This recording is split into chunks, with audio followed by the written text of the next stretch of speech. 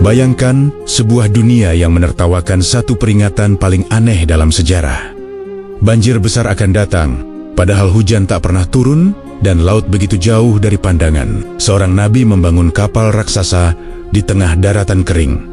Dicemooh sebagai orang gila, dihina oleh kaumnya sendiri, bahkan ditinggalkan keluarganya. Hingga suatu hari, langit tidak lagi menetes, melainkan runtuh. Bumi tidak lagi diam, melainkan memuntahkan air dari perutnya. Gunung yang dianggap tempat perlindungan berubah menjadi saksi kesombongan terakhir manusia. Dan dalam sekejap, satu peradaban lenyap tanpa sisa, menyisakan satu pertanyaan besar yang masih diperdebatkan hingga hari ini. Apakah banjir Nabi Nuh menenggelamkan seluruh bumi atau hanya menghapus dunia manusia yang ada saat itu? Sebelumnya, bantu subscribe, like, dan tulis amin di kolom komentar. Semoga rezekinya lancar. Amin ya robbal alamin. Jauh sebelum kisah air bah mengguncang ingatan umat manusia, dunia pernah berada dalam satu keadaan yang nyaris tak terbayangkan hari ini. Manusia hidup dalam kesederhanaan iman. Mereka mengenal satu Tuhan, menyembahnya tanpa perantara, tanpa patung, tanpa simbol yang memecah keyakinan. Inilah masa ketika tauhid bukan sekadar ajaran, melainkan napas kehidupan sehari-hari. Menurut banyak riwayat, sejak masa Nabi Adam hingga generasi-generasi setelahnya, manusia hidup dalam fitrah yang lurus. Mereka memahami bahwa kehidupan berasal dari satu sumber, dan kepada sumber itulah mereka kembali. Tidak ada konsep menyekutukan Tuhan, tidak ada ritual pemujaan benda mati, dan tidak ada persaingan spiritual yang melahirkan kesombongan. Dunia berjalan perlahan, namun terjaga. Namun, waktu memiliki cara yang halus dalam mengubah segalanya. Ia tidak merusak dalam sekejap, melainkan mengikis sedikit demi sedikit. Ketika satu generasi wafat, generasi berikutnya mewarisi kehidupan tanpa selalu mewarisi pemahaman. Nilai-nilai yang dulu dipegang dengan kesadaran perlahan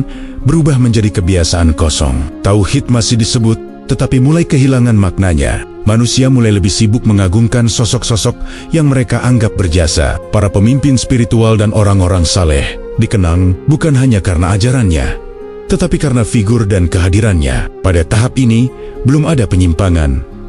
Penghormatan masih berada dalam batas kewajaran. Namun benih perubahan telah tertanam tanpa disadari. Di tengah dunia yang tampak damai itu, jarak antara manusia dan penciptanya mulai melebar. Doa masih dipanjatkan, tetapi hati tak lagi sepenuhnya tunduk. Manusia mulai mencari sesuatu yang bisa mereka lihat, sentuh, dan banggakan. Sesuatu yang memberi rasa aman instan.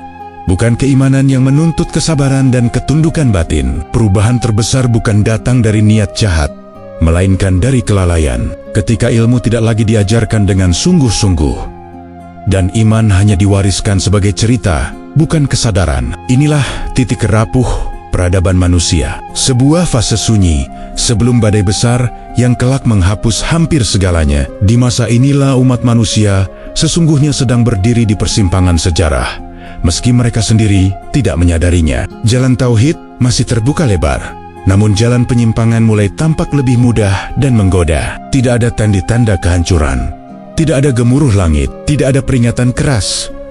Hanya perubahan kecil dalam cara manusia memandang Tuhannya. Dunia yang pernah bertauhid ini menjadi fondasi dari sebuah kisah besar. Sebuah kisah tentang bagaimana iman bisa runtuh bukan karena serangan, melainkan karena dilupakan. Dan dari fondasi inilah sebuah penyimpangan perlahan tumbuh, hingga akhirnya memanggil datangnya seorang nabi yang kelak dikenal sebagai penyelamat sekaligus saksi kehancuran terbesar umat manusia, Nabi Nuh. Namun sebelum peringatan itu disampaikan, dunia harus terlebih dahulu jatuh ke dalam kesalahan yang tak pernah mereka bayangkan akan membawa akhir segalanya. Perubahan besar dalam sejarah manusia tidak selalu diawali oleh niat jahat. Seringkali ia lahir dari rasa cinta yang berlebihan dan ingatan yang keliru. Setelah generasi awal yang lurus mulai berkurang, umat manusia menghadapi satu fase baru. Kehilangan figur teladan yang selama ini menjadi penopang spiritual mereka. Kepergian orang-orang saleh meninggalkan ruang kosong di hati masyarakat. 5 sosok yang dikenal sangat bijaksana pernah hidup di tengah mereka. Mereka bukan raja, bukan pula nabi, melainkan orang-orang berilmu yang tutur katanya menenangkan dan perilakunya mengingatkan manusia pada Tuhan selama mereka hidup. Manusia datang meminta nasihat, belajar tentang kebaikan, dan menjaga batas-batas tauhid. Dunia terasa aman selama suara mereka masih terdengar. Ketika satu persatu sosok itu wafat, duka menyelimuti seluruh komunitas. Manusia merasa kehilangan pegangan. Mereka takut melupakan ajaran dan nasihat yang dulu sering mereka dengar. Di tengah kesedihan itulah muncul sebuah gagasan yang tampak masuk akal dan penuh kasih. Buatlah penanda agar kenangan terhadap orang-orang saleh itu tidak hilang. Agar ketika mata memandang, hati kembali teringat pada kebaikan. Maka dibuatlah patung-patung yang menyerupai mereka. Diletakkan di tempat-tempat mereka biasa mengajar dan berkumpul. Pada tahap ini, tidak ada penyembahan, tidak ada sujud, tidak ada doa yang diarahkan kepada patung-patung itu. Ia hanya menjadi simbol kenangan, sebuah monumen agar manusia tidak lupa pada nasihat orang-orang yang mereka cintai. Waktu terus berjalan tanpa suara, generasi berganti. Anak-anak tumbuh melihat patung-patung itu tanpa mengetahui kisah awalnya. Mereka tidak lagi mendengar langsung ajaran tauhid yang dulu disampaikan para orang saleh. Yang tersisa hanyalah bentuk, nama, dan cerita yang telah terdistorsi. Perlahan, penghormatan berubah menjadi keyakinan keliru. Manusia mulai percaya bahwa patung-patung itu memiliki kedudukan istimewa. Mereka dianggap bisa mendekatkan doa kepada Tuhan. Awalnya hanya sebagai perantara, bukan sesembahan. Namun, batas itu sangat tipis ketika doa mulai diarahkan kepada benda dan harapan digantungkan pada sesuatu selain Tuhan. Saat itulah kesyirikan pertama lahir di muka bumi. Perubahan ini tidak terjadi dalam satu malam. Ia tumbuh perlahan, diterima tanpa perlawanan, dan diwariskan tanpa koreksi. Setiap generasi baru lahir dalam keadaan yang sudah menyimpang, menganggap apa yang mereka lihat sebagai kebenaran mutlak. Tauhid yang murni kini tertutup lapisan tradisi dan kebiasaan yang tampak suci. Di titik inilah setan berhasil menanamkan kemenangan pertamanya dalam sejarah manusia. Bukan dengan paksaan, tetapi dengan tipu daya yang halus. Manusia tidak merasa sedang melakukan kesalahan. Mereka bahkan merasa sedang menjaga warisan kebaikan. Padahal tanpa disadari, mereka telah memindahkan kesucian dari Tuhan kepada ciptaan. Kesyirikan pertama ini menjadi akar dari kehancuran besar yang akan datang. Dari sinilah lahir sistem kepercayaan yang menyimpang, kekuasaan yang memanfaatkan agama, dan masyarakat yang membela berhala dengan fanatisme buta. Dunia yang dahulu bersih kini mulai retak, menanti datangnya peringatan yang lebih keras dari langit. Dan ketika penyimpangan telah mengakar terlalu dalam, saat itulah peradaban manusia bergerak menuju fase yang tak bisa lagi dihindari. Seiring waktu, kesyirikan yang awalnya lahir dari kelalaian perlahan berubah menjadi sistem yang kokoh. Patung-patung tidak lagi sekadar simbol, melainkan pusat kehidupan spiritual masyarakat. Nama-nama mereka disebut dalam doa, dijadikan sandaran harapan, dan diperlakukan seolah memiliki kuasa atas hujan, rezeki, dan keselamatan. Tauhid semakin jauh dari kesadaran, digantikan oleh keyakinan yang dibangun di atas rasa takut dan kebiasaan turun-temurun. Dari keyakinan yang menyimpang ini, lahirlah struktur sosial baru. Muncul kelompok elit yang mengklaim diri sebagai penjaga agama. Mereka menempatkan diri di antara rakyat dan Tuhan. Mereka menafsirkan kehendak ilahi menurut kepentingan sendiri. Siapa yang patuh diberi tempat, siapa yang bertanya dianggap pembangkang. Agama tidak lagi membimbing, tetapi mengikat dan mengancam. Para pemimpin dunia melihat peluang besar dalam kondisi ini. Kekuasaan dan agama disatukan dalam satu tangan. Berhala dijadikan alat legitimasi. Raja-raja tampil sebagai wakil kehendak Tuhan-Tuhan buatan itu. Pajak dipungut atas nama persembahan. Rakyat dipaksa tunduk bukan hanya secara politik, tetapi juga secara keyakinan. Ketakutan menjadi fondasi peradaban baru ini. Di tengah kemewahan istana dan ritual megah, moral manusia runtuh perlahan. Kezaliman dianggap wajar selama dibungkus simbol suci. Orang lemah diinjak tanpa rasa bersalah. Kekayaan menjadi ukuran kemuliaan, sementara kesederhanaan dipandang hina. Hati manusia mengeras, dan suara nurani tenggelam oleh sorak-sorai pesta berhala. Masyarakat mulai mengukur kebenaran dari jumlah pengikut, bukan dari nilai. Apa yang dilakukan banyak orang dianggap benar. Siapa yang berbeda dicurigai. Tradisi dijaga mati-masyen meski telah kehilangan ruh. Dalam kondisi seperti ini, manusia tidak lagi bertanya, apakah sesuatu itu benar? Melainkan, apakah itu diwariskan? Peradaban yang tumbuh di atas kesyirikan ini merasa dirinya kuat dan abadi. Mereka membangun kota-kota besar, sistem perdagangan, dan tatanan sosial yang tampak mapan. Tidak ada tanda kehancuran di permukaan. Justru kemajuan membuat mereka semakin yakin bahwa jalan mereka benar. Kesombongan kolektif pun lahir. Namun di balik semua itu, ada satu hal yang perlahan menghilang.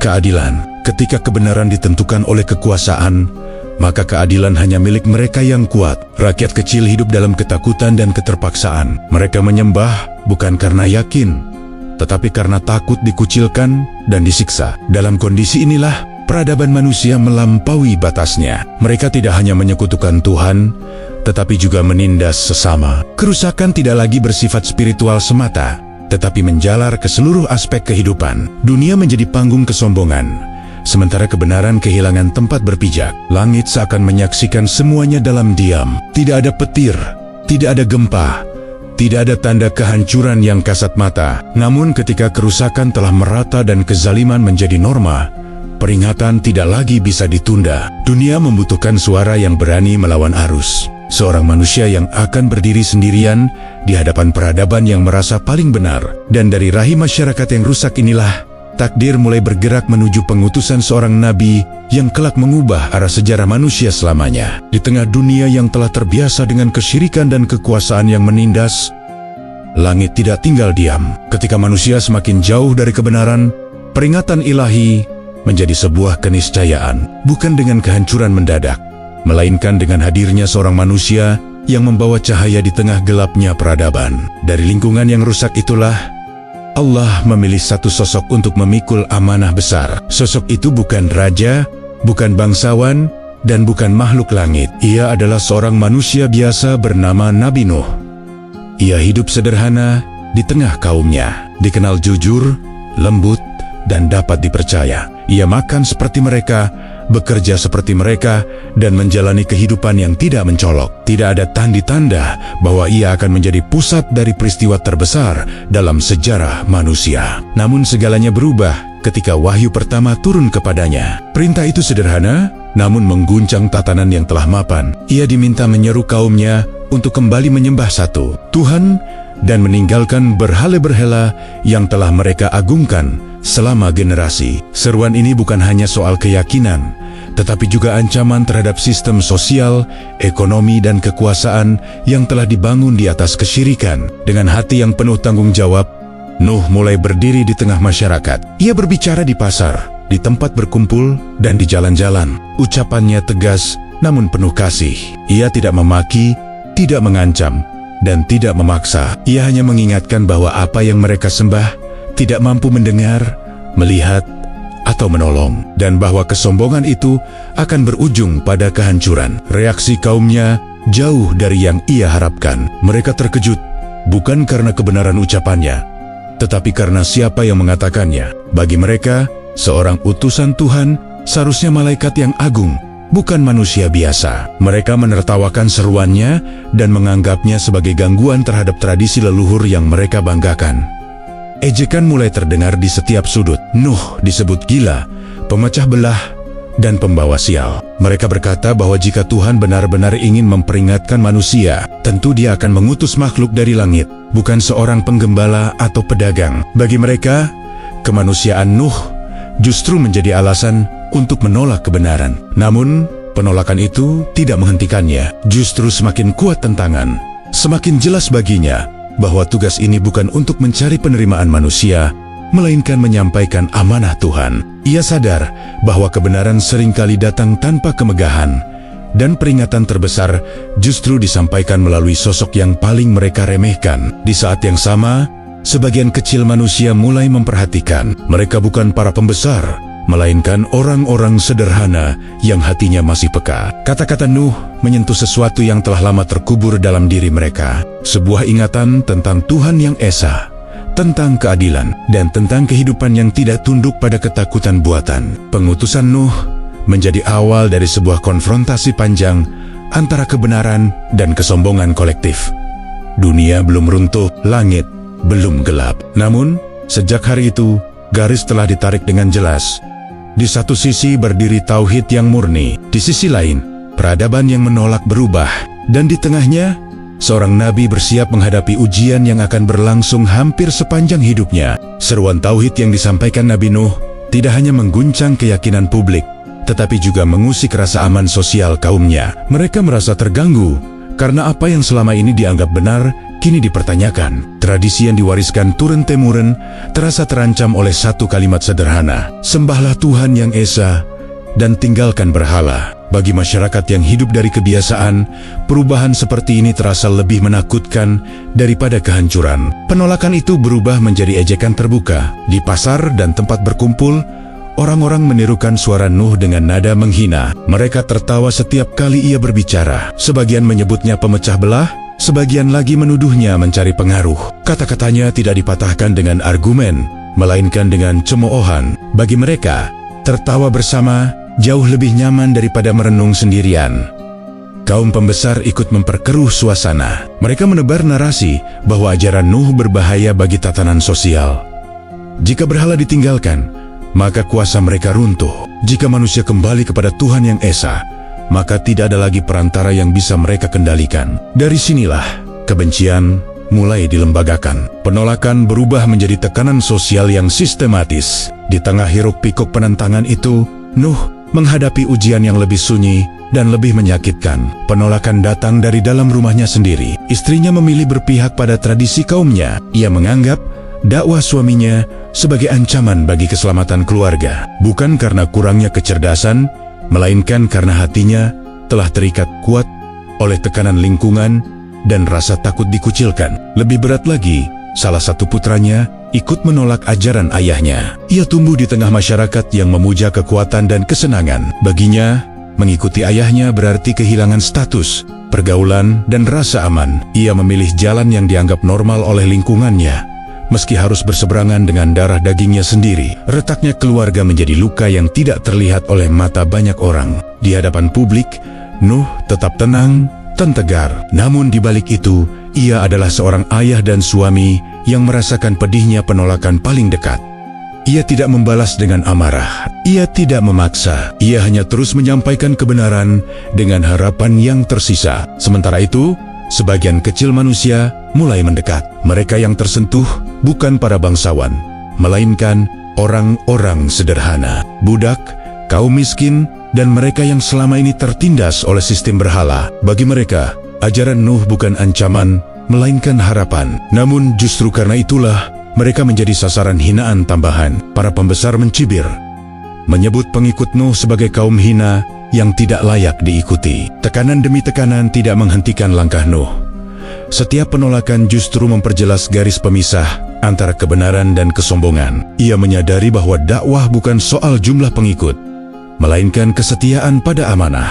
Dunia boleh menertawakan, keluarga boleh menjauh, namun pesan itu harus terus disampaikan. Episode ini menandai perubahan besar dalam perjalanan dakwah Nuh. Dari sekadar penolakan verbal, kini ia menghadapi pengucilan sosial dan retaknya ikatan paling dasar dalam hidup manusia. Namun justru dari titik inilah keteguhan sejati mulai diuji, dan jalan panjang penuh kesabaran pun benar-benar dimulai. Hari demi hari berlalu, namun penolakan terhadap dakwah Nabi Nuh tidak juga mereda. Justru seiring waktu, sikap kaumnya semakin keras dan tertutup. Mereka tidak lagi sekadar menertawakan, tetapi mulai bersikap acuh sialualah. Peringatan itu tidak pernah ada. Bagi mereka, Nuh hanyalah suara sumbang yang mengganggu kenyamanan hidup. Namun Nuh tidak berhenti. Ia berdakwah dengan cara yang tak pernah sama. Siang dan malam, terang-terangan maupun diam-diam, di tempat ramai maupun di sudut sepi. Ia berbicara dengan lembut kepada yang mau mendengar dan bersabar kepada yang mencela. Tidak ada satu cara pun yang ia sisakan. Seluruh hidupnya perlahan berubah menjadi satu tugas besar: menyampaikan kebenaran. Tahun berganti tahun, puluhan tahun berlalu. Lalu ratusan rambut Nuh memutih. Langkahnya melambat, namun seruannya tetap sama. Tidak ada revisi pesan, tidak ada kompromi demi diterima. Ia tidak menawarkan jalan tengah yang menyenangkan telinga. Tauhid tetap tauhid, berhala tetap harus ditinggalkan, dan azab tetap menjadi peringatan yang nyata. Ironisnya, semakin lama ia berdakwah, semakin jelas terlihat siapa yang bersedia membuka hati. Yang menerima ajarannya justru mereka yang tidak memiliki kekuasaan atau harta. Orang-orang miskin, para budak, dan mereka yang selama ini dipandang rendah oleh masyarakat. Bagi mereka, ajaran Nuh memberikan martabat yang selama ini dirampas. Di hadapan Tuhan Yang Esa, semua manusia setara. Hal ini membuat para pembesar semakin murka. Mereka merasa terhina karena kebenaran justru diterima oleh orang-orang yang mereka anggap tidak berharga. Mereka berkata dengan angkuh, "Jika ajaran ini benar, tentu kami yang pertama mengikutinya." Bagi mereka, kebenaran harus sejalan dengan status sosial, bukan dengan nurani. Tekanan terhadap pengikut Nuh pun semakin berat. Mereka diejek di tempat umum, disingkirkan dari perdagangan, dan dijauhkan dari kehidupan sosial. Namun anehnya, tekanan itu tidak memadamkan iman mereka. Justru keyakinan mereka semakin kuat. Mereka melihat sendiri keteguhan seorang nabi yang tidak pernah goyah meski sendirian. Sementara itu, kaum mayoritas semakin merasa aman dalam jumlah mereka. Mereka berkata satu sama lain bahwa kebenaran tidak mungkin hanya dimiliki oleh segelintir orang. Tradisi yang dianut bersama dianggap mustahil salah. Dalam keyakinan massal itulah mereka menemukan pembenaran untuk terus menolak peringatan. Bagi Nuh, inilah fase paling melelahkan. Bukan karena tubuhnya yang menua, tetapi karena hatinya terus menyaksikan kaumnya berjalan menuju kehancuran dengan mata terbuka. Ia tidak pernah berhenti berharap. Setiap kali melihat wajah baru, ia berharap orang itu mau mendengar. Namun, harapan itu berulang kali pupus. Meski demikian, Nuh tidak pernah menyesali tugasnya. Ia memahami bahwa hasil bukanlah urusannya. Tugasnya hanyalah menyampaikan dengan jujur dan sabar. Setiap penolakan, ia serahkan kepada Tuhan. Setiap penerimaan, ia syukuri dengan rendah hati. Dakwah panjang yang tampak tak berbuah ini justru menjadi bukti terbesar keteguhan iman seorang nabi. Dunia mungkin menilai keberhasilan dari jumlah dan pengaruh, tetapi di sisi Tuhan, kesetiaan dan kesabaranlah yang bernilai. Dan tanpa disadari kaumnya, waktu mereka untuk berubah semakin menipis, sementara peringatan dari langit semakin dekat. Ketika dakwah Nabi Nuh tidak juga padam, meski telah ditekan dengan ejekan dan pengucilan, para penguasa akhirnya mengambil langkah yang lebih keras. Mereka menyadari bahwa kebenaran tidak bisa dibungkam hanya dengan cemoohan. Selama masih ada orang yang berani mendengar dan mengikuti, kekuasaan berbasis berhala tetap terancam. Maka, cara yang tersisa hanyalah kekerasan. Para pemimpin negeri mulai mengubah narasi. Dakwah tauhid dicap sebagai ancaman keamanan. Nuh dan para pengikutnya dituduh merusak persatuan, melemahkan kepercayaan publik, dan menghina tradisi leluhur. Tuduhan itu disebarkan dari mimbar ke mimbar, dari istana ke pasar. Kebohongan diulang hingga terdengar seperti kebenaran. Perintah pun dikeluarkan. Siapapun yang mengikuti Nuh akan dikenai sanksi. Tidak lagi sekadar hinaan, tetapi hukuman nyata. Pengikutnya dipukul di jalanan, dilempari batu, dan dipermalukan di hadapan umum. Rumah mereka dirusak, pekerjaan mereka dicabut, anak-anak mereka dijauhkan dari pergaulan. Kekerasan menjadi bahasa resmi negara. Nuh sendiri tidak luput dari perlakuan kasar. Ia diseret ke hadapan para pembesar, diinterogasi dengan nada mengancam. Mereka menuntutnya berhenti berbicara tentang Tuhan Yang Esa. Mereka menawarkan keamanan jika ia mau diam. Namun jika tidak, penderitaan akan terus berlanjut. Di hadapan kekuasaan yang angkuh itu, Nuh berdiri tenang. Ia tidak membalas dengan teriakan, hanya dengan keyakinan yang tak tergoyahkan. Penolakan Nuh membuat para penguasa semakin murka. Mereka tidak memahami bagaimana seorang manusia biasa bisa begitu teguh menghadapi ancaman. Bagi mereka, ketundukan adalah hasil rasa takut. Namun Nuh menunjukkan bahwa iman bisa melampaui rasa takut paling dasar. Keteguhan inilah yang diam-diam mengguncang mereka. Kekerasan terbuka justru memperjelas posisi masing-masing. Sebagian orang yang semula ragu, kini melihat dengan jelas perbedaan antara kebenaran dan tirani. Namun, banyak pula yang memilih diam, bukan karena setuju, melainkan karena takut. Diam menjadi bentuk perlindungan diri, meski harus mengorbankan nurani. Di sisi lain, para pengikut Nuh semakin teruji. Setiap hari mereka bangun dengan ketidakpastian. Mereka bisa diserang kapan saja. Namun, di tengah tekanan itu, kebersamaan mereka justru semakin kuat. Mereka saling menguatkan, berbagi apa yang tersisa, dan beribadah dengan penuh harap. Bagi mereka, dunia mungkin semakin sempit, tetapi keyakinan mereka justru semakin luas. Para penguasa mengira bahwa kekerasan akan memadamkan cahaya tauhid. Namun, Yang terjadi justru sebaliknya. Dakwah Nuh tidak meluas secara jumlah, tetapi menguat secara kualitas. Setiap orang yang bertahan adalah orang yang benar-benar yakin. Tidak ada lagi pengikut karena kebiasaan atau tekanan sosial. Tirani mencapai titik di mana kezaliman dianggap wajar. Hukum hanya berlaku bagi yang lemah. Kebenaran hanya milik yang berkuasa. Dalam kondisi seperti inilah sebuah peradaban biasanya merasa paling kuat, padahal sesungguhnya ia sedang berdiri di tepi kehancuran. Langit masih diam, bumi belum berguncang. Namun, setiap pukulan, setiap air mata, dan setiap doa yang terucap menjadi saksi bahwa batas kesabaran manusia hampir tercapai. Dan ketika kezaliman dibiarkan merajalela tanpa penyesalan, saat itulah keputusan dari langit semakin dekat untuk diturunkan. Tekanan yang terus-menerus akhirnya membawa dakwah Nabi Nuh ke sebuah titik yang tak pernah ia bayangkan sebelumnya. Bertahun-tahun lamanya ia bersabar, menahan luka batin, dan tetap menyampaikan kebenaran tanpa henti. Namun kini, di hadapannya terbentang kenyataan pahit. Hati kaumnya telah tertutup rapat, seakan tidak lagi memiliki celah untuk menerima cahaya. Nuh mulai menyadari perubahan yang menggetarkan. Setiap wajah baru yang ia temui tidak lagi menunjukkan rasa ingin tahu, melainkan penolakan yang dingin. Tidak ada pertanyaan, tidak ada perdebatan. Yang tersisa hanyalah ejekan yang diulang tanpa makna, seolah-olah mereka telah memutuskan untuk berjalan bersama menuju kehancuran. Di tengah keheningan malam, ketika manusia tertidur dan dunia sejenak sunyi, datanglah wahyu yang menentukan. Allah memberitahukan kepadanya bahwa tidak akan ada lagi dari kaumnya yang beriman selain mereka yang telah beriman. Pintu harapan bagi perubahan massal telah ditutup. Masa peringatan telah berakhir.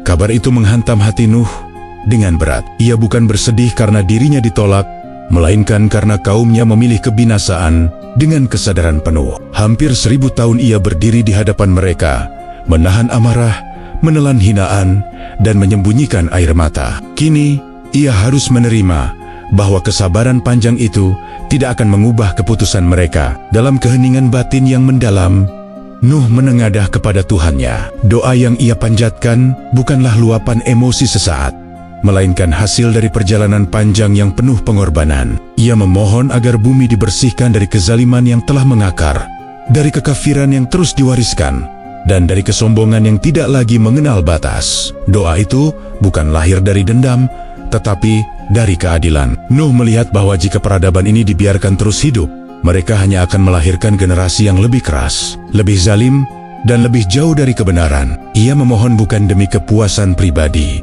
melainkan demi keselamatan masa depan manusia.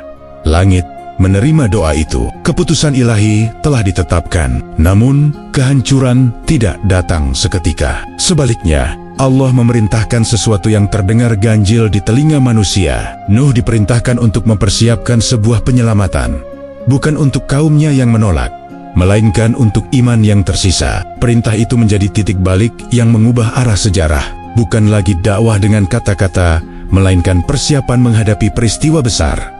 Dunia belum melihat tanda apapun. Langit masih cerah, tanah masih kering. Namun di balik ketenangan itu, takdir sedang bergerak dengan pasti. Bagi para pengikut Nuh, masa ini dipenuhi kebingungan dan harap. Mereka tidak sepenuhnya memahami apa yang akan terjadi, namun mereka percaya pada utusan yang selama ini tidak pernah berdusta. Di tengah dunia yang memusuhi mereka, satu-satunya pegangan adalah keyakinan bahwa Tuhan tidak akan menyonayokan orang-orang yang bertahan. Sementara itu, kaum penentang merasa semakin aman. Mereka mengira diamnya Nuh dari perdebatan sebagai tanda kekalahan. Mereka tertawa, berpesta, dan melanjutkan hidup tanpa beban. Tidak satupun dari mereka menyadari bahwa keputusan terbesar dalam sejarah manusia telah ditetapkan. Episode ini menjadi batas antara peringatan dan pelaksanaan. Setelah ratusan tahun seruan disampaikan, kini saatnya bagi manusia menyaksikan konsekuensi dari pilihan mereka sendiri. Dan di balik ketenangan dunia yang tampak normal,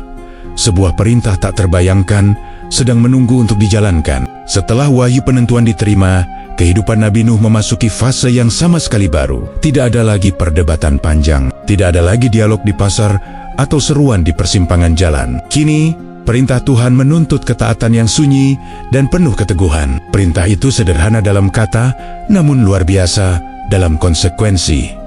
Membangun sebuah bahtera, tidak disebutkan laut, Tidak ada hujan, tidak ada tanda bencana. Yang ada hanyalah daratan kering, bukit-bukit gersang, dan masyarakat yang hidup seperti biasa. Namun Nuh tidak mempertanyakan perintah itu. Ia memahami bahwa tugas seorang hamba bukanlah menakar kehendak Tuhan dengan logika manusia, melainkan menjalankannya dengan penuh keyakinan. Langkah pertama justru menjadi ujian kesabaran. Nuh tidak langsung memotong kayu atau menyusun papan. Ia diperintahkan menanam pohon terlebih dahulu. Bibit-bibit kayu ditanam di tanah yang keras, dirawat dengan tekun, disiram, dan dijaga dari gangguan. Tahun demi tahun berlalu. Pohon-pohon itu tumbuh perlahan, seolah menguji keteguhan hati orang yang menanamnya. Selama puluhan tahun itu, ejekan belum berhenti. Kaumnya melihat Nuh dan para pengikutnya menanam pohon tanpa tujuan yang mereka pahami. Mereka tertawa, menganggapnya sebagai kesibukan orang tua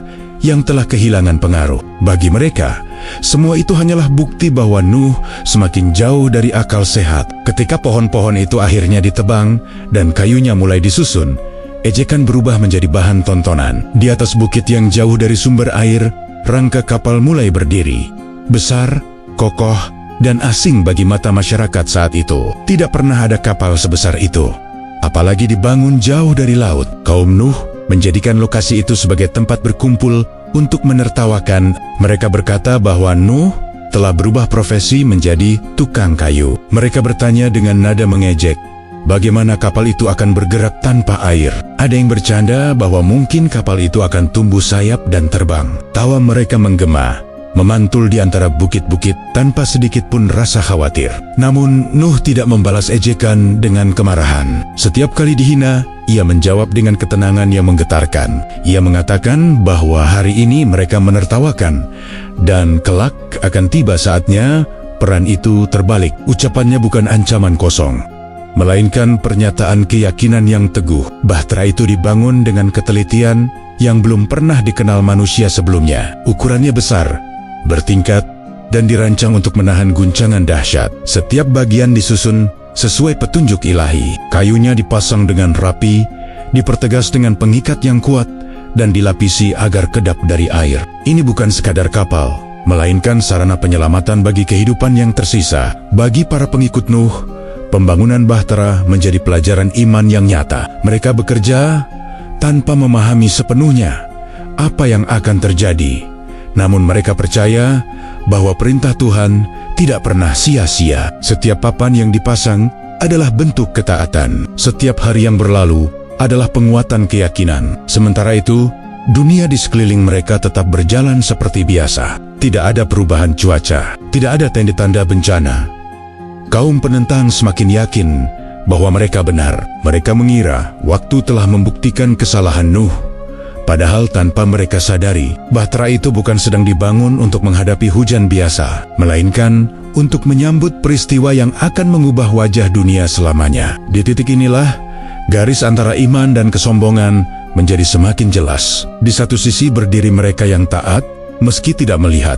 Di sisi lain, mereka yang menolak meski telah diperingatkan. Dan Bahtera itu terus berdiri, menjadi saksi bisu bahwa keputusan dari langit sedang menunggu waktu untuk dijalankan. Pembangunan Bahtera yang diperintahkan kepada Nabi Nuh bukanlah pekerjaan biasa. Ini bukan kapal dagang, bukan perahu nelayan, dan bukan pula simbol untuk menekat-nakuti kaumnya. Bahtera itu dirancang sebagai sarana penyelamatan bagi kehidupan yang tersisa di bumi. Setiap ukurannya, setiap sudutnya, dan setiap detailnya mengikuti petunjuk yang datang dari langit. Kapal itu dibangun dengan ukuran yang jauh melampaui apapun yang pernah dikenal manusia pada masa itu. Panjangnya membentang seperti bangunan besar, lebarnya cukup untuk menampung banyak makhluk hidup, dan tingginya dirancang bertingkat. Bagi masyarakat yang belum mengenal teknologi maritim, bentuk ini tampak tidak masuk akal. Namun justru disitulah letak keistimewaannya. Bahtera itu memiliki beberapa tingkat yang masing-masing memiliki fungsi jelas. Bagian bawah disiapkan untuk hewan-hewan besar dan persediaan berat. Tingkat tengah digunakan untuk hewan yang lebih kecil serta logistik tambahan. Sementara bagian atas disiapkan sebagai tempat manusia beriman, berlindung dan beribadah.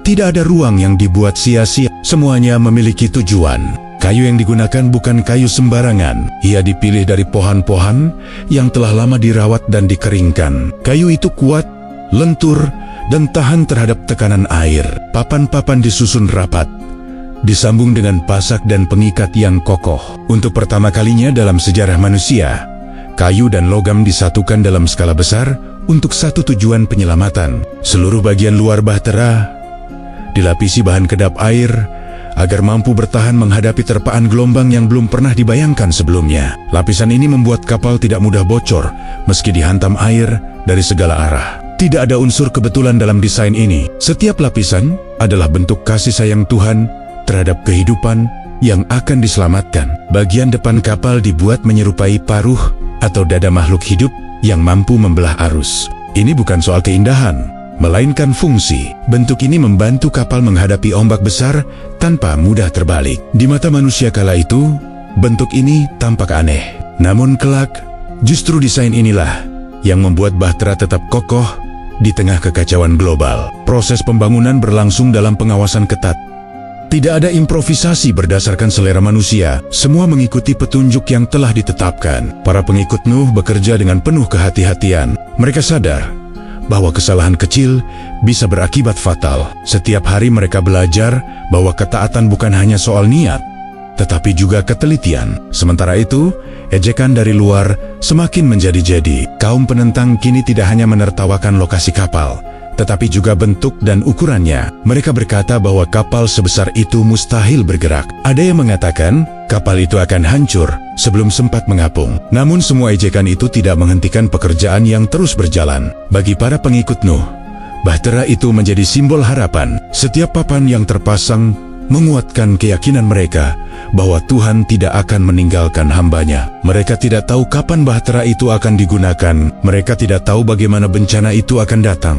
Namun mereka tahu satu hal, bahwa ketaatan hari ini adalah keselamatan esok hari. Ketika bahtera akhirnya berdiri utuh, ia tampak seperti monumen besar di tengah daratan. Dunia di sekitarnya masih terlihat normal. Langit tetap biru, tanah tetap kering. Namun di balik ketenangan itu, sebuah arsitektur penyelamatan telah siap. Ia tidak dibangun untuk menghadapi hujan biasa, melainkan untuk menyongsong peristiwa yang akan mengubah arah sejarah manusia selamanya. Hari yang dinanti tanpa disadari itu akhirnya tiba. Dunia masih tampak seperti biasa ketika pagi menyingsing, matahari terbit tanpa pertanda, angin berembus lembut, dan manusia menjalani rutinitas mereka dengan keyakinan lama bahwa semuanya akan baik-baik saja. Tidak ada yang menyangka bahwa hari itu akan menjadi batas antara dunia yang dikenal dan kehancuran yang tak pernah terbayangkan. Tanda pertama datang dari tempat yang paling tidak disangka. Di rumah Nabi Nuh, sebuah tungku yang biasa digunakan untuk menyalakan api justru memancarkan air. Bukan tetesan kecil, melainkan semburan yang terus mengalir. Air mendidih keluar dari tempat yang seharusnya kering dan panas. Nuh memahami maknanya seketika. Itulah tanda yang telah dijanjikan. Ia tidak panik, tidak berteriak. Dengan ketenangan yang lahir dari keyakinan panjang, Nuh segera memanggil para pengikutnya. Waktu untuk bersiap telah berakhir. Kini saatnya menjalankan perintah terakhir. Mereka bergerak cepat namun tertib, membawa apa yang telah ditentukan, mengikuti arahan tanpa banyak bicara. Langit yang semula cerah mulai berubah. Awan berkumpul dengan kecepatan yang tidak biasa. Warnanya menggelap, berlapis-lapis, menutup cahaya matahari. Udara menjadi berat dan sunyi. Burung-burung menghilang. Hewan-hewan mulai gelisah.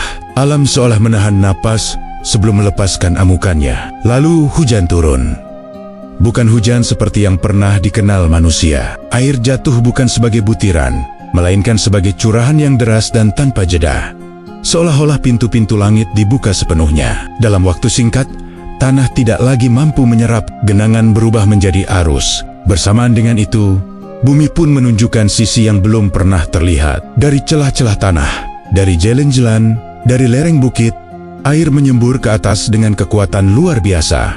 Mata air bermunculan di mana-mana. Bumi seakan memuntahkan isi perutnya. Air tidak hanya datang dari atas, tetapi juga dari bawah, mengepung segala arah. Kepanikan melanda. Kaum yang selama ini menertawakan peringatan kini berlari tanpa arah. Mereka mencoba menyelamatkan harta, keluarga, dan berhala yang selama ini mereka banggakan. Namun, semua terasa sia-sia. Air naik dengan cepat, menelan rumah, ladang, dan jalan yang mereka kenal. Di tengah kekacauan itu, Bahtera berdiri sebagai satu-satunya tempat yang tampak terarah. Nuh memimpin para pengikutnya untuk naik dengan tertib. Hewan-hewan yang telah ditentukan masuk berpasangan, seolah digerakkan oleh naluri yang tidak dipahami manusia. Pintu Bahtera ditutup bukan oleh tangan manusia semata, tetapi oleh kehendak Tuhan. Sementara itu, di luar Bahtera, teriakan dan tangisan bercampur dengan suara hujan dan gemuruh air. Orang-orang berusaha mencari tempat tinggi. Mereka mendaki bukit dan gunung, yakin bahwa ketinggian akan menyelamatkan. Namun mereka tidak memahami bahwa ini bukan banjir biasa. Ini adalah pembersihan yang telah ditetapkan. Air terus naik, arus semakin kuat. Apa yang dulu dianggap kokoh, kini runtuh dalam sekejap. Berhala-berhala tumbang dan tenggelam tanpa daya. Kekuasaan yang dibanggakan lenyap tanpa sisa. Tidak ada lagi perbedaan antara raja dan rakyat. Semua sama di hadapan air yang tak mengenal kompromi. Bahtera mulai terangkat, bergoyang mengikuti arus yang kian liar. Di sekelilingnya, dunia lama sedang tenggelam. Namun di dalamnya, ada kehidupan yang diselamatkan. Di saat itulah manusia mulai menyadari, meski sudah terlambat bagi sebagian besar dari mereka, bahwa peringatan yang selama ini ditertawakan adalah kebenaran yang tak bisa dihindari. Ketika Bahtera mulai terangkat oleh arus yang kian menggila, Nabi Nuh berdiri memandang dunia yang sedang runtuh. Air mengalir deras dari segala arah. Hujan turun tanpa jeda. Gelombang saling bertabrakan, meninggi seperti dinding yang siap menelan apapun di hadapannya. Di tengah kekacauan itu, mata Nuh menangkap satu pemandangan yang membuat dadanya sesak. Di kejauhan, di antara manusia yang berlari panik, ia melihat putranya, anak yang dibesarkan dengan kasih, yang pernah ia doakan di setiap sujud, kini berdiri di tengah air yang terus naik. Naluri seorang ayah melampaui segalanya. Nuh memanggil dengan suara yang hampir tenggelam oleh gemuruh hujan. Ia menyeru bukan sebagai nabi, tetapi sebagai seorang ayah yang masih berharap. Seruannya sederhana dan penuh cinta. Naiklah bersama kami. Jangan bersama orang-orang yang ingkar. Suara itu memecah kebisingan, membawa satu kesempatan terakhir. Di mata Nuh, belum terlambat. Bahtera masih terbuka. Harapan masih ada, namun jawaban yang datang justru menusuk lebih dalam dari gelombang manapun. Putranya menolak dengan keyakinan yang keliru. Ia berteriak bahwa ia akan menyelamatkan diri dengan mendaki gunung yang tinggi. Baginya, logika manusia lebih bisa dipercaya daripada peringatan Tuhan. Ia mengira ketinggian akan melindungi, seolah air bah ini hanyalah bencana biasa yang bisa dihindari dengan usaha sendiri. Nuh kembali memperingatkan, kali ini dengan suara yang bergetar. Ia mengatakan bahwa pada hari itu tidak ada perlindungan kecuali bagi siapa yang dirahmati Tuhan. Kata-kata itu bukan ancaman, melainkan fakta yang pahit. Namun kesombongan telah menutup telinga. Putranya berpaling, memilih jalannya sendiri. Detik berikutnya menjadi detik yang tak terlupakan. Gelombang besar datang tiba-tiba, menjulang seperti gunung yang runtuh. Dalam sekejap, gelombang itu memisahkan ayah dan anak. Pandangan Nuh terhalang oleh dinding air yang mengamuk. Sosok putranya hilang dari pandangan, ditelan oleh arus yang tak mengenal belas kasih. Di dalam Bahtera, suasana hening menyelimuti. Tidak ada suara keselamatan, tidak ada perayaan. Yang ada hanyalah kesadaran bahwa iman tidak diwariskan oleh darah, dan kebenaran tidak mengenal hubungan keluarga. Setiap jiwa berdiri sendiri di hadapan ketetapan Tuhan. Di luar Bahtera, dunia lama benar-benar runtuh. Istana-istana yang megah tenggelam, ladang-ladang hilang di bawah air. Berhala-berhala yang selama ini dipuja tumbang dan hancur, tidak mampu menolong penyembahnya. Raja dan rakyat, kaya dan miskin, semua tersapu tanpa perbedaan. Air terus naik hingga menutupi daratan yang pernah menjadi tempat berpijak manusia. Gunung-gunung yang dianggap perlindungan terakhir pun tak lagi terlihat. Dunia berubah menjadi hamparan air tanpa batas. Tidak ada lagi tanda peradaban lama. Yang tersisa hanyalah Bahtera yang terembang-ambing dalam lindungan Tuhan. Bagi Nuh, ini adalah puncak ujian yang paling menyakitkan. Ia telah kehilangan putranya, bukan karena kurangnya peringatan, tetapi karena pilihan yang diambil dengan sadar. Ia belajar bahwa tugas seorang nabi adalah menyampaikan, bukan memaksa, dan bahwa hidayah sepenuhnya berada dalam kehendak Tuhan. Bahtera terus bergerak mengikuti arus yang dahsyat. Hari berganti hari, malam berganti malam, sementara dunia di bawahnya tenggelam dalam sunyi. Episode ini menjadi saksi bahwa dalam kehancuran terbesar sekalipun, ada pelajaran paling dalam tentang iman, pilihan, dan konsekuensi yang tak bisa dihindari oleh siapapun. Air terus meninggi tanpa memberi kesempatan bagi dunia lama untuk bernapas. Dari dalam bahtera, Nabi Nuh menyaksikan bagaimana peradaban yang pernah begitu yakin pada kekuatannya kini lenyap tanpa jejak. Tidak ada lagi kota, tidak ada jalan, tidak ada ladang. Semua yang pernah dibangun dengan kesombongan kini rata oleh air yang bergerak tanpa henti. Gelombang bergulung seperti gunung yang saling bertabrakan. Setiap hantamannya merobohkan sisa-sisa bangunan yang masih terlihat. Istana-istana yang dulu menjadi simbol kekuasaan tenggelam lebih dulu, seolah menjadi bukti bahwa kekuatan duniawi tidak memiliki keistimewaan di hadapan ketetapan Tuhan. Air tidak memilih siapa yang dihormati. Semua diperlakukan sama. Berhala-berhala yang selama ini dijaga dengan penuh rasa takut dan harap, kini tergeletak tak berdaya. Patung-patung yang pernah dimandikan, dipersembahkan sesaji, dan dimintai pertolongan, hanyut bersama lumpur dan puing-puing. Tidak ada satupun yang mampu berdiri tegak. Tidak ada satupun yang memberi keselamatan. Batu-batu itu kembali menjadi benda mati, persis seperti hakikatnya sejak awal. Kaum yang dahulu paling lantang menertawakan peringatan kini menghilang tanpa suara. Tidak ada catatan terakhir mereka, tidak ada saksi yang tersisa. Peradaban itu musnah bukan karena kekurangan ilmu atau teknologi, melainkan karena kesombongan yang menutup pintu kebenaran. Mereka memiliki waktu yang panjang untuk berubah, namun memilih bertahan pada kesalahan. Hari demi hari berlalu di atas permukaan air yang tak bertepi. Dunia menjadi sunyi. Tidak terdengar lagi suara manusia selain yang berada di dalam bahtera. Tidak ada cahaya kota di malam hari. Tidak ada asap dapur yang membumbung. Segalanya tenggelam dalam keheningan yang menakutkan sekaligus membersihkan. Di dalam bahtera, para pengikut Nuh hidup dalam kesederhanaan dan ketertiban. Mereka berbagi ruang, makanan, dan tugas. Tidak ada kelebihan, tidak ada kemewahan. Setiap hari mereka mengingat bahwa keselamatan yang mereka rasakan bukan karena kecerdikan, melainkan karena ketaatan. Bahtera itu bukan hanya menyelamatkan tubuh mereka, tetapi juga memurnikan kesadaran mereka tentang siapa yang benar-benar berkuasa. Nuh sendiri menjalani hari-harinya dengan perenungan yang dalam.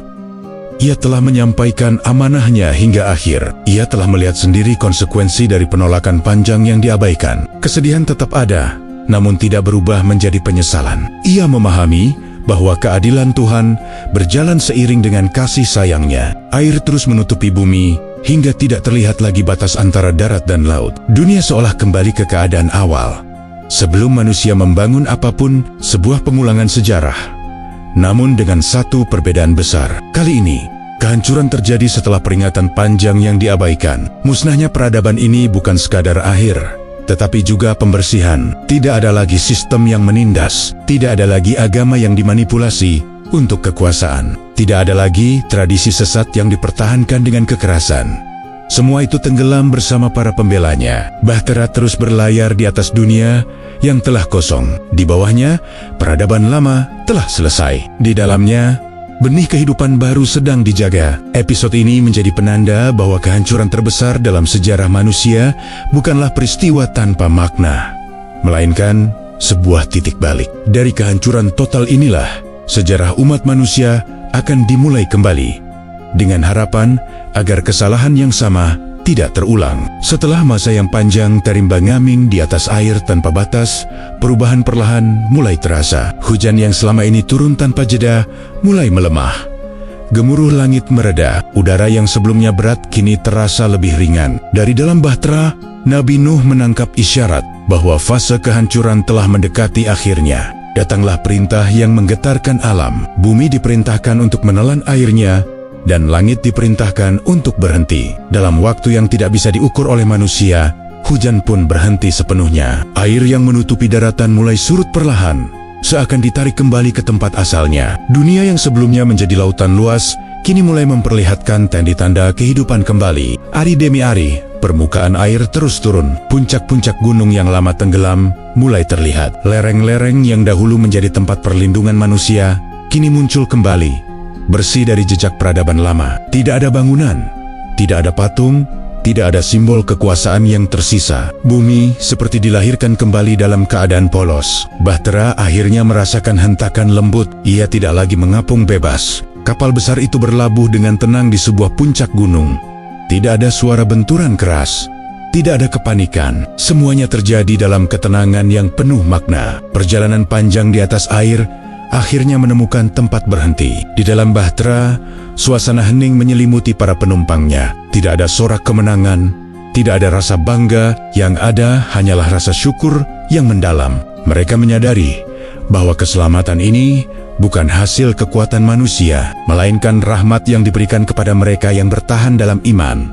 Nuh bersujud dengan penuh rasa syukur. Ia memuji Tuhan yang telah menepati janjinya. Dunia yang sebelumnya rusak oleh kesombongan, kini telah dibersihkan. Bumi tidak lagi memikul beban kezaliman yang diwariskan dari generasi ke generasi. Pembersihan itu menyakitkan, namun perlu untuk memberi ruang bagi awal yang baru. Setelah berhari-hari memastikan keadaan aman, pintu bahtera akhirnya dibuka. Udara segar masuk, membawa aroma tanah yang basah dan bersih. Para pengikut Nuh melangkah keluar dengan hati-hati. Setiap langkah mereka adalah langkah pertama manusia di dunia pasca kehancuran. Hewan-hewan yang diselamatkan pun dilepaskan secara bertahap. Mereka menyebar ke berbagai arah, seolah tahu bahwa bumi kini kembali menjadi rumah mereka. Tidak ada kekacauan, tidak ada ketakutan. Alam bergerak dengan ritme yang baru, lebih tenang dan teratur. Dunia yang mereka pijak terasa sunyi, namun penuh harapan. Tidak ada suara kota, tidak ada hiruk-pikuk pasar. Yang terdengar hanyalah angin, langkah kaki, dan suara alam yang kembali hidup. Kesunyian ini bukan kehampaan, melainkan ruang untuk membangun kembali dengan kesadaran yang baru. Nuh mengingatkan para pengikutnya bahwa keselamatan ini adalah amanah. Dunia baru tidak boleh dibangun dengan kesalahan lama. Tauhid harus dijaga, keadilan harus ditegakkan, kesombongan harus dijauhi. Apa yang telah mereka saksikan bukan sekadar sejarah, melainkan peringatan abadi. Bahtera yang kini diam di puncak gunung menjadi saksi bisu dari peristiwa terbesar dalam sejarah manusia. Ia tidak lagi berfungsi sebagai alat penyelamat, tetapi sebagai pengingat bahwa ketika manusia melampaui batas, bumi akan dibersihkan. Dan ketika manusia berserah, Tuhan akan membuka jalan kehidupan kembali. Episode ini menandai akhir dari kehancuran dan awal dari pemulihan.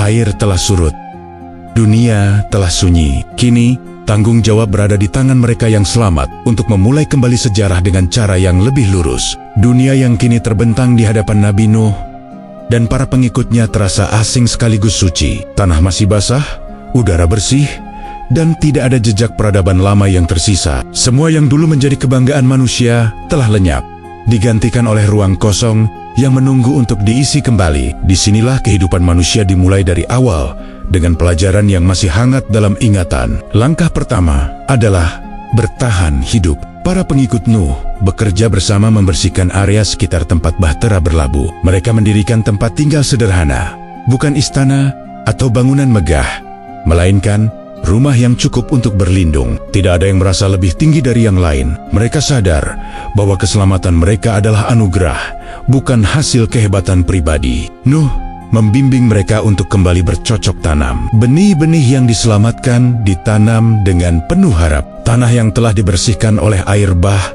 kini menjadi subur. Setiap tunas yang muncul dari tanah menjadi simbol kehidupan baru.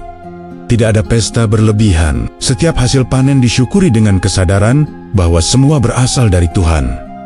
Selain bekerja, Nuh menanamkan kembali nilai-nilai yang menjadi fondasi kehidupan. Ia mengingatkan bahwa kesalahan masa lalu bermula dari kelalaian kecil yang dibiarkan tumbuh. Ia menekankan pentingnya menjaga tauhid, bukan hanya dalam ucapan, tetapi dalam cara hidup. Tidak boleh ada perantara yang dimuliakan berlebihan. Tidak boleh ada simbol yang menggantikan ketundukan kepada Tuhan. Komunitas kecil itu hidup dalam kesederhanaan yang teratur. Setiap orang memiliki peran yang kuat membantu yang lemah, yang berilmu membimbing yang belum memahami. Tidak ada paksaan dalam ibadah, namun kesadaran kolektif membuat ketaatan tumbuh dengan alami. Mereka belajar bahwa keadilan adalah pondasi utama peradaban yang sehat. Hewan-hewan yang dilepaskan mulai berkembang biak dan menyebar. Alam perlahan menemukan keseimbangannya kembali. Sungai mengalir jernih. Pepohonan tumbuh tanpa gangguan. Tidak ada pembukaan lahan yang serakah. Manusia hidup berdampingan dengan alam, menyadari bahwa kerusakan sebelumnya lahir dari keserakahan dan penguasaan tanpa batas. Nuh juga menyiapkan generasi berikutnya. Anak-anak yang lahir setelah banjir dibesarkan dengan cerita tentang apa yang telah terjadi, bukan untuk menakut-nakuti, tetapi untuk mengingatkan. Kisah itu diceritakan sebagai pelajaran tentang pilihan dan akibatnya. Mereka diajarkan bahwa iman bukan warisan otomatis, melainkan tanggung jawab pribadi. Seiring waktu, komunitas itu mulai berkembang, keluarga bertambah, kehidupan menjadi lebih mapan. Namun, Nuh terus mengingatkan agar kemapanan tidak berubah menjadi kesombongan. Ia menekankan bahwa kekuatan sejati bukan pada jumlah atau kekayaan, tetapi pada ketaatan dan rasa syukur. Di setiap kesempatan, Nuh mengulang pesan yang sama. Jangan pernah mengulangi kesalahan nenek moyang kalian. Jangan memberi makna spiritual pada benda mati. Jangan menganggap diri paling benar hanya karena jumlah kalian bertambah. Pelajaran dari air bah harus tetap hidup, bahkan ketika generasi yang menyaksikannya telah tiada. Awal kehidupan pasca banjir ini bukan sekadar fase pemulihan, melainkan fase penanaman nilai. Dunia yang baru dibangun di atas kesadaran bahwa kehancuran bisa datang kapan saja ketika manusia melampaui batas. Dan selama nilai itu dijaga, harapan akan masa depan yang lebih lurus tetap terbuka. Episode ini menegaskan bahwa setelah kehancuran terbesar, Tuhan tidak meninggalkan manusia dalam kehampaan. Ia memberi kesempatan baru, namun dengan tanggung jawab yang lebih besar. Dunia telah dibersihkan. Kini, manusialah yang diuji apakah mampu menjaga kebersihan itu dalam hati dan perbuatannya. Setelah kehidupan kembali tumbuh dan peradaban baru mulai berjalan, satu pertanyaan besar terus hidup dalam ingatan umat manusia. Seberapa luas sebenarnya banjir pada masa Nabi Nuh? Apakah air bah itu menenggelamkan seluruh permukaan bumi? Atau hanya melanda wilayah peradaban manusia yang ada pada masa itu? Pertanyaan ini tidak pernah benar-benar berhenti dibahas hingga hari ini. Dalam tradisi keagamaan, kisah banjir Nuh digambarkan sebagai kehancuran yang sangat dahsyat. Air datang dari langit dan dari perut bumi, menenggelamkan semua yang ingkar. Namun, para ulama dan sejarawan kemudian merenungkan satu prinsip penting. Azab ilahi selalu diturunkan kepada kaum yang telah menerima peringatan, bukan kepada manusia yang belum didakwahi. Dari sini, muncul pandangan bahwa banjir itu bersifat sangat luas dan memusnahkan seluruh peradaban manusia saat itu. Meski belum tentu menenggelamkan seluruh planet secara fisik, pandangan ini diperkuat oleh fakta bahwa pada masa itu, manusia belum menyebar ke seluruh penjuru bumi seperti sekarang. Peradaban masih terpusat di wilayah tertentu. Maka ketika wilayah itu ditenggelamkan sepenuhnya, dunia manusia seolah berakhir. Bagi mereka yang hidup saat itu, tidak ada lagi daratan yang dikenal. Air bah menjadi dunia mereka sepenuhnya. Menariknya, jejak kisah banjir besar tidak hanya ditemukan dalam satu tradisi. Hampir semua peradaban kuno memiliki cerita serupa. Di wilayah Mesopotamia, epos kuno menceritakan tentang seorang lelaki yang selamat dari banjir besar dengan sebuah kapal. Di Yunani, dikenal kisah penyelamatan manusia dari air bah. Di India, terdapat cerita tentang seorang tokoh yang membangun perahu untuk menghadapi banjir. Bahkan di benua Amerika, suku-suku kuno menyimpan legenda tentang nenek moyang yang selamat dari air yang menelan dunia. Kesamaan pola dalam kisah-kisah ini sulit dianggap sebagai kebetulan. Perbedaan nama dan detail tidak menghapus satu benang merah yang sama. Air besar, kehancuran peradaban, dan sekelompok kecil manusia yang selamat untuk memulai kembali. Ini menunjukkan bahwa peristiwa banjir besar meninggalkan bekas mendalam dalam memori kolektif umat manusia, diwariskan dari generasi ke generasi dalam bentuk cerita dan mitos. Selain kisah lisan, manusia modern juga terus mencari bukti fisik. Pencarian sisa-sisa bahtera dilakukan di berbagai wilayah pegunungan. Beberapa klaim muncul dan tenggelam seiring waktu. Ada yang menganggapnya penemuan penting, ada pula yang menganggapnya fenomena alam biasa. Hingga kini, tidak ada kesepakatan mutlak yang diterima semua pihak. Namun, ketiadaan bukti final tidak serta-merta menghapus makna peristiwa tersebut. Yang lebih penting dari perdebatan skala adalah pesan yang dibawa oleh kisah ini. Banjir Nuh bukan sekadar cerita tentang air dan kapal, melainkan tentang pilihan manusia, tentang bagaimana kesombongan kolektif bisa membawa kehancuran, dan bagaimana kesabaran serta ketaatan bisa menjadi jalan keselamatan. Kisah ini juga menegaskan bahwa kebenaran tidak selalu diikuti oleh mayoritas. Mereka yang selamat bukanlah yang paling kuat, bukan pula yang paling banyak, tetapi mereka yang bertahan dalam iman ketika semua menertawakan. Pesan ini tetap relevan di setiap zaman, bahkan ketika bentuk kesyirikan dan kesombongan telah berubah wajah. Pada akhirnya misteri skala banjir mungkin akan terus diperdebatkan, namun maknanya tidak pernah berubah. Dunia bisa dibangun setinggi apapun, peradaban bisa tampak sekuat apapun, tetapi ketika manusia melampaui batas dan menutup mata dari kebenaran, kehancuran selalu menemukan jalannya. Kisah Nabi Nuh pun berdiri sebagai monumen abadi dalam sejarah manusia, bukan hanya tentang masa lalu, tetapi tentang masa depan, tentang peringatan yang selalu datang sebelum kehancuran, dan tentang bahtera iman yang selalu tersedia bagi mereka yang mau percaya sebelum semuanya terlambat.